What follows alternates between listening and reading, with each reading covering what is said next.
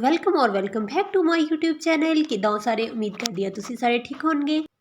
ਮੈਂ ਤਿਆਰ ਹੋਈ ਹਾਂ ਯੂਨੀਵਰਸਿਟੀ ਲਈ ਤੇ ਮੈਂ ਚੱਲੀ ਹਾਂ ਹੁਣ ਯੂਨੀਵਰਸਿਟੀ ਪਹੁੰਚੀ ਸੀ ਤੇ ਪਹੁੰਚਦੇ ਨਾਲ ਹੀ ਸਾਡੀਆਂ ਮਸਤੀਆਂ ਸਟਾਰਟ ਹੋ ਗਈਆਂ ਤੇ ਉੱਥੋਂ ਮੇਰੀ ਸਹੇਲੀ ਗਰਾਊਂਡ 'ਚ ਤੋੜ ਕੇ ਲਿਆਈ ਦੋ ਫੁੱਲ ਤੋੜ ਕੇ ਲਿਆਣ ਕੇ ਸਾਡੇ ਨਾਲ ਮੁਹੱਬਤ ਦਾ ਇਜ਼ਹਾਰ ਕਰ ਰਹੀ ਸੀ ਸਾਨੂੰ ਮੈਨੂੰ ਤੇ ਇੱਕ ਮੇਰੀ ਦੋਸਤ ਨੂੰ ਦੇ ਕੇ। ਫਿਰ ਅਸੀਂ ਫੁੱਲ ਲੈ ਕੇ ਥੋੜ੍ਹੀਆਂ ਜਿਹੀਆਂ ਮਾਰੀਆਂ ਛੱਛੀਆਂ ਤੇ ਇੱਕ ਮੇਰੀ ਦੋਸਤ ਕਹਿੰਦੀ ਬਸ ਕਰ ਤੇਰੀਆਂ ਸਨੈਪਾਂ ਹੀ ਨਹੀਂ ਮੁੱਕਦੀਆਂ। ਮੈਂ ਕਿਹਾ ਅੱਛਾ ਯਾਰ ਕੋਈ ਨਹੀਂ ਬਣਾ ਲੈਂਦੇ ਖੈਰ।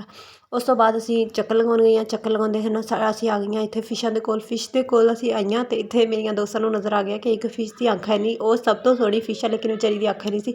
ਉਸ ਤੋਂ ਬਾਅਦ ਸਾਡਾ ਕਲਾਸ ਦਾ ਟਾਈਮ ਸਟਾਰਟ ਹੋ ਗਿਆ ਸੀ। ਅਸੀਂ ਕਲਾਸ ਦੇ ਵਿੱਚ ਆ ਗਈਆਂ। ਕਲਾਸ ਦੇ ਵਿੱਚ ਅਸੀਂ ਆਈਆਂ ਤੇ ਸਾਡਾ CR ਹੈ ਨਹੀਂ ਸੀ, ਅੱਜ ਉਹ ਲੇਟ ਸੀ। ਸਰ ਨੂੰ ਚੜ੍ਹ ਰਿਹਾ ਸੀ ਗੁੱਸਾ ਕਿ CR ਨਹੀਂ ਹੈਗਾ ਤਾਂ ਹੋਰ ਕੋਈ ਕੰਮ ਨਹੀਂ ਕਰ ਸਕਦਾ। ਖੈਰ ਅਸੀਂ ਇੰਜੋਏ ਕਰ ਰਹੀਆਂ ਸੀ।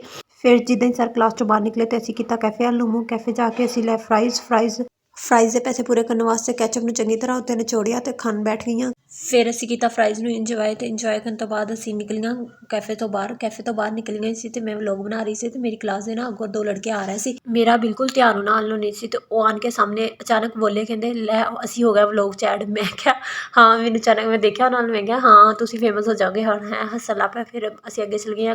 ਕਲਾਸ ਸਟਾਰਟ ਹੋਈ ਤੇ ਸਰ ਪੜ੍ਹਾ ਰਿਹਾ ਸੀ ਤੇ ਲੇਕਿਨ ਲੜਕੀਆਂ ਸ਼ਰਾਰਤਾਂ ਕਰਦੀਆਂ ਪਈਆਂ ਸੀ ਤੇ ਸਾਨੂੰ ਗੁੱਸਾ ਚੜਿਆ। ਸਰ ਨੇ ਨਾ ਕਲਾਸ ਛੱਡ ਕੇ ਚਲੇ ਗਿਆ। ਸਰ ਕਹਿੰਦੇ ਮੈਂ ਕਲਾਸ ਨਹੀਂ ਲੈਣੀ। ਉਸ ਤੋਂ ਬਾਅਦ ਅਸੀਂ ਨਿਕਲ ਆਈਆਂ ਵਾਪਸੀ।